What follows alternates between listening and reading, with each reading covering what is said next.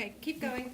Okay, and children are enrolled in year one in primary school in January in Princeton, and the children will need to be 5 years old by the last day of the December of the previous year. And in New South Wales, that is the similar, but it is a little different.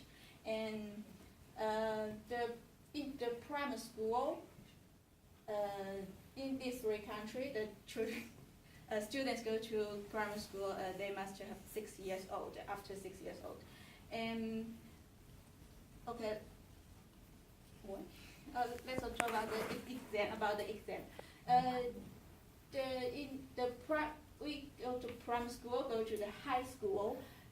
In China, we have exam we call the 中考. Yes, yeah. All of the Chinese students we have experienced the 中考.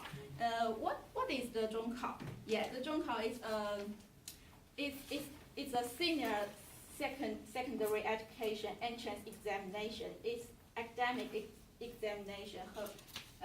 Distinguish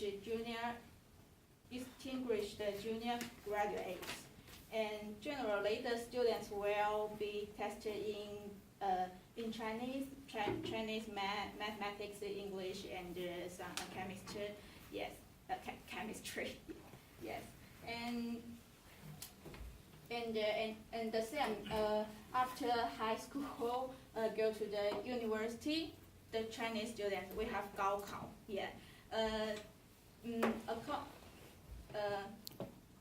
We all of the students and the parents, we said that this exam decide the students' future, especially for some poor students.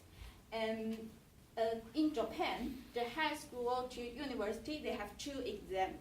The one is the national academic exam, and another is university.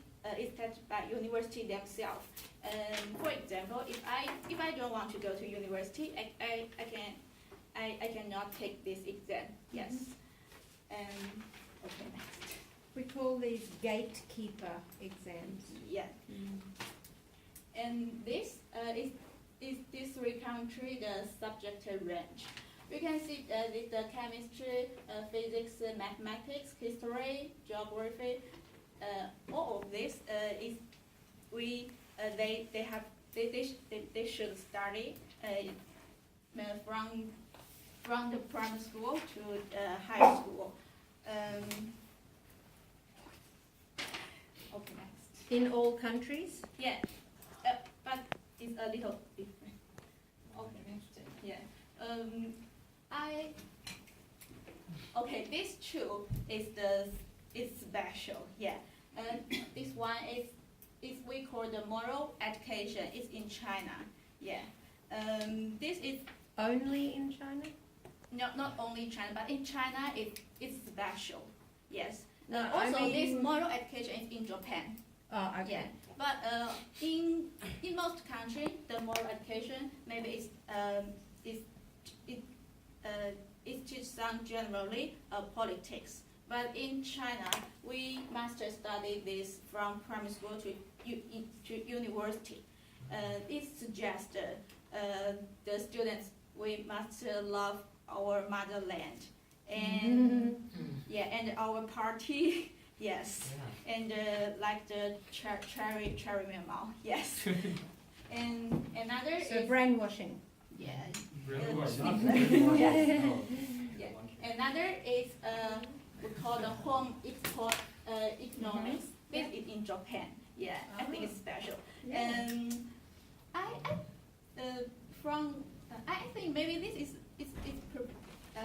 it's girls course, but it's actually it's both boys and girls. They must study. Yeah. For example, like the cooking, clean the house. Yes. Okay. That is my part. And next, the Shizuku will introduce some classroom culture. Okay. I'm going to talk about classroom culture in China, Japan, and Australia in terms of what students are expected and teaching style. In China, it is generally accepted that students should 100% obey their teachers, and students should not protest teachers' opinion about the textbook content. If students have a different opinion about a specific